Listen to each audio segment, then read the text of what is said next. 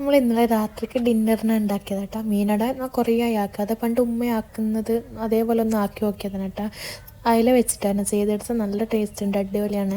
നമ്മൾ ആദ്യം അയില ഫ്രൈ ചെയ്തിട്ട് എടുക്കുന്നുണ്ട്. എന്നിട്ട് ആ മാറ്റി വെച്ച അതിൽ തന്നെ ഉള്ളിയും കറിവേപ്പിലയും 2 പച്ചമുളക് ഇട്ടിട്ട് നല്ലോണം ഒന്ന് ഇളക്കി കൊടുക്കട്ടെ.